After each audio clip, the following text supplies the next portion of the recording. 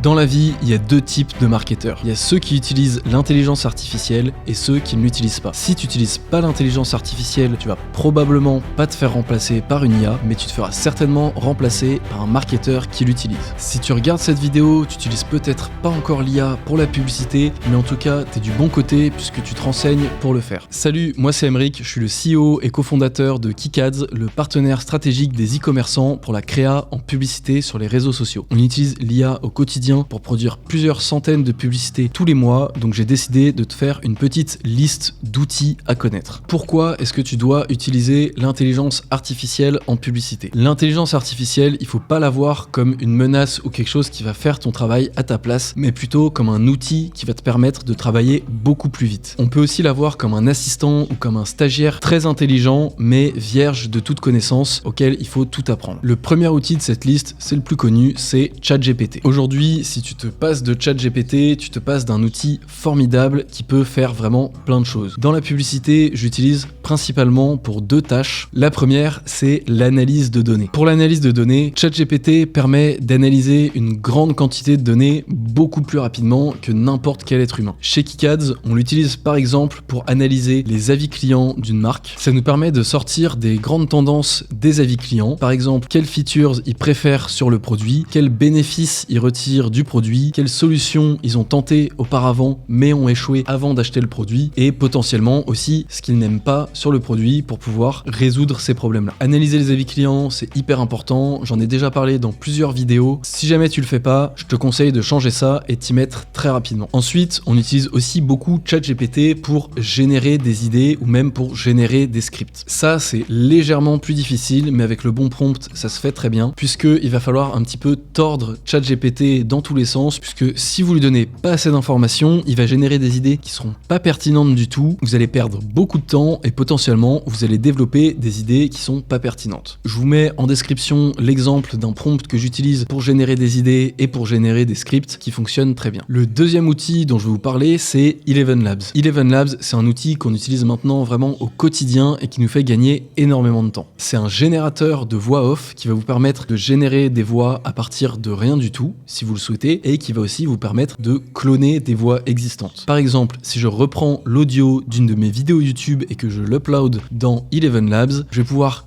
cloner ma voix off et me faire dire à peu près tout ce que je veux sans que je le dise vraiment dans un micro. C'est du text-to-speech. Quand on produit des publicités, cet outil, il est vraiment indispensable puisque ça permet de gagner énormément de temps. Par exemple, quand un créateur UGC a oublié de dire une phrase, a mal prononcé un mot, plutôt que de faire des allers-retours pour lui demander de refaire juste une voix off, ce qu'on va faire, c'est qu'on va cloner sa voix avec Eleven Labs et on va juste corriger l'erreur sur le rush en particulier. Une autre utilisation qu'on a d'Eleven Labs, c'est de reprendre des rushs de plusieurs vidéos, que ce soit des UGC ou non, de les mixer pour faire une nouvelle vidéo performante et ensuite on va rajouter une voix off par-dessus. Là-dessus, c'est une toute nouvelle voix off. On va soit cloner une voix qu'on a déjà en stock, donc par exemple ma voix ou la voix de Chloé qui travaille avec moi, soit on va créer une voix à partir de zéro. Les possibilités sont vraiment très nombreuses et vous l'aurez compris, c'est un outil qui fait gagner énormément de temps. Le troisième outil dont je vais vous parler, c'est HeyGen. HeyGen, c'est un outil pour la traduction de vidéos en face caméra et pour le clonage de face caméra. Concrètement, quand on fait une vidéo qui performe très bien, par exemple en France, si cette vidéo est uniquement en face caméra, on peut très bien l'uploader directement dans HeyGen, la traduire en espagnol, en anglais, en italien et la diffuser sur d'autres marchés pour augmenter la portée et améliorer encore plus les résultats. C'est quelque chose qu'on a déjà fait, qu'on fait régulièrement et qui fonctionne assez bien. La deuxième utilisation qu'on peut en faire, c'est qu'on peut créer un clone.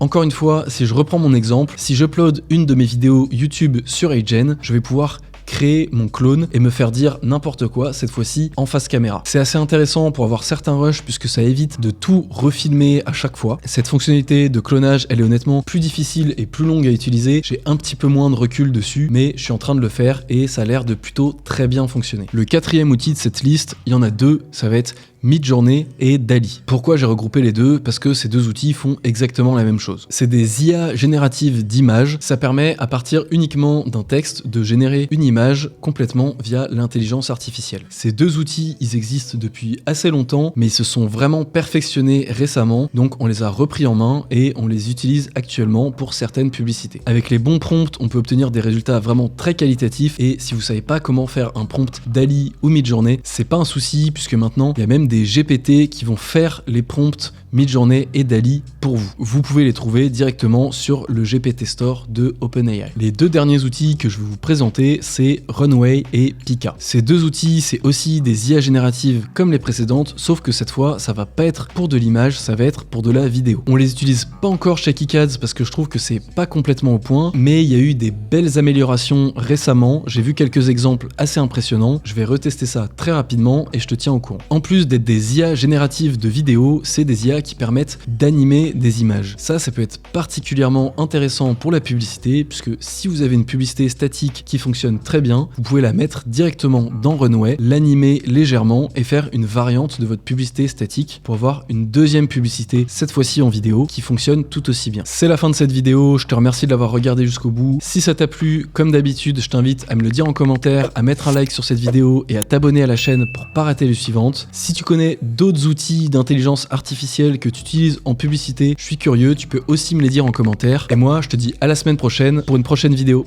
Salut!